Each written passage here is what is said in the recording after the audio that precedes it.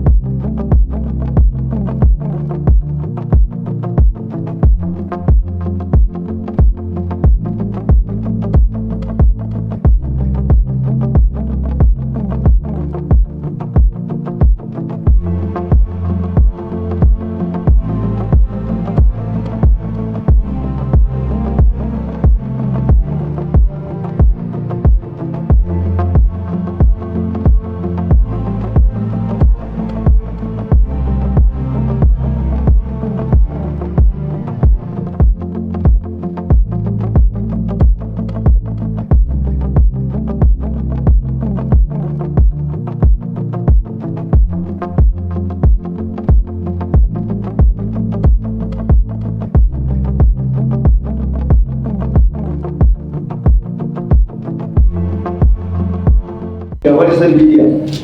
Media is a source of information, right? Or communication. Right? It's the TV, radio, newspapers, and these days it's the YouTube and WhatsApp and all those digital platforms.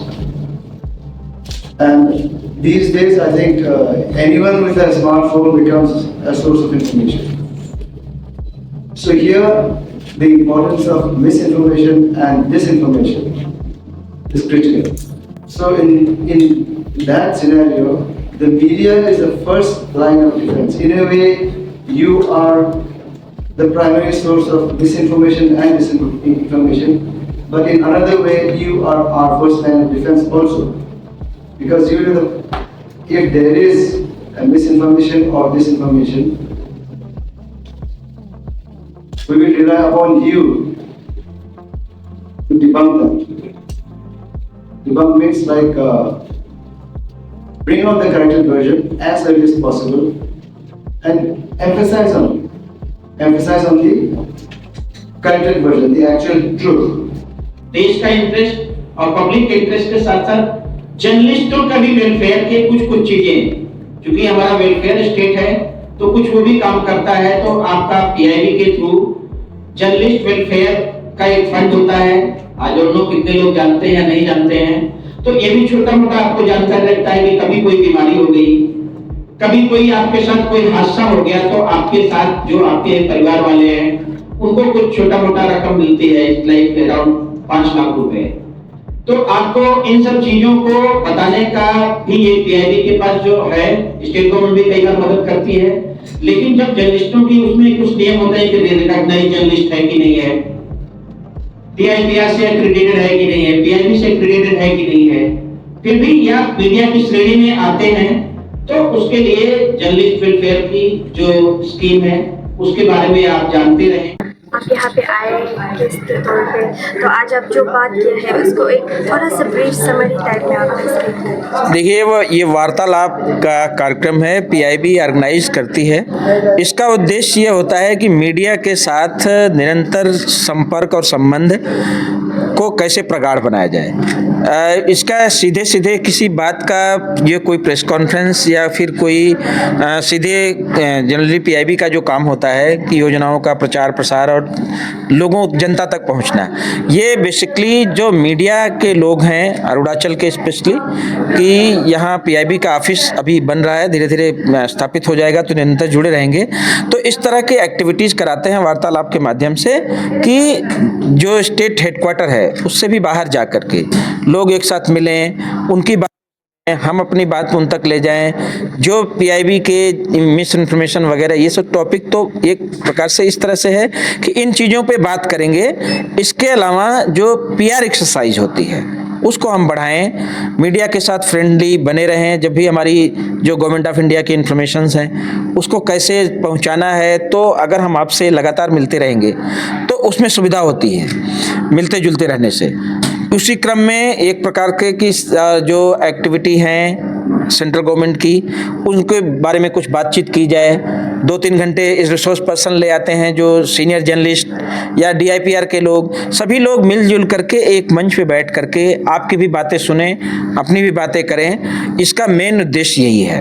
Sir, आज का जो ये रखा गया था वार्तालाप, कैसा रहा आपका तरफ? नहीं, बहुत बढ़िया रहा। इसमें देखिए जितने भी अरुणाचल का स्टेट के ईटानगर के मैक्सिमम जर्नलिस्ट इसमें आए, सीनियर भी जूनियर भी, जितने भी लोग सभी आए, सभी ने अपने विचार साझा किए कि और खबरें बनाना एक बात है कि इसमें से कुछ खबरें भी निकल जाएंगी, लोग छापेंगे या प्रसारित करेंगे, लेकिन सभी लोगों ने बढ़ चढ़ करके, DIPR के डायरेक्टर लगातार हमारे साथ थे, सेक्रेटरी भी थे साथ में, तोंगम जी सीनियर जर्नलिस्ट हैं अरुणाचल की, वो थी, लगातार उन्होंने अपनी बातें रखी।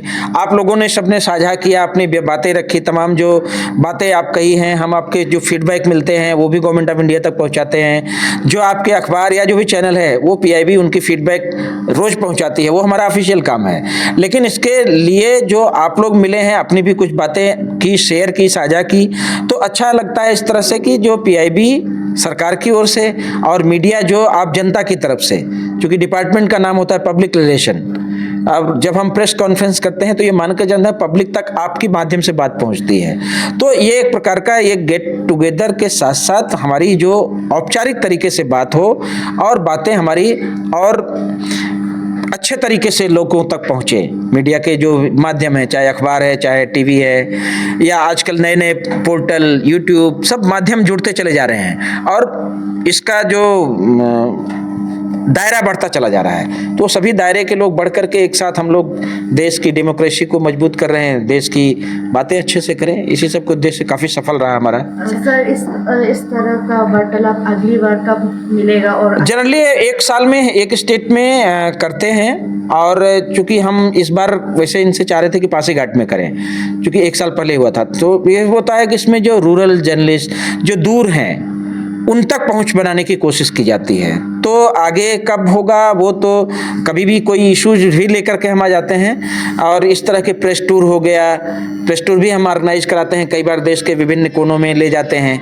तो अरुणाचल से भी हम कोशिश करेंगे कि ये प्रयास करें कि एक बार आपको 5, 6, 8, 10 लोगों को ले जा करके किसी भी दूसरे स्टेट में क्या चल रहा है, कैसे प्रोजेक्ट चल रहे हैं, तो उसमें भी कोशिश करेंगे। तो हर साल हम जैसे नॉर्थ ईस्ट में इस बार हम गुवाहाटी रीजन जो है उसमें पूरे नॉर्थ ईस्टर्न स्टेट्स आ रहे हैं, तो 3 प्रेस टूर जाने हैं। तो उसमें से कोशिश करेंगे कि अगर 2-3 लोगों को यहाँ से भी ले जाए। बाकी गुवाहाटी से एक जाने वाला है हमारा, वो जम्मू कश्मीर ले जा रहे हैं। माघ मेले में भी ले गए थे कुछ लोगों को। तो इस तरह का ये कंटिन्यूअस प्रोसेस है।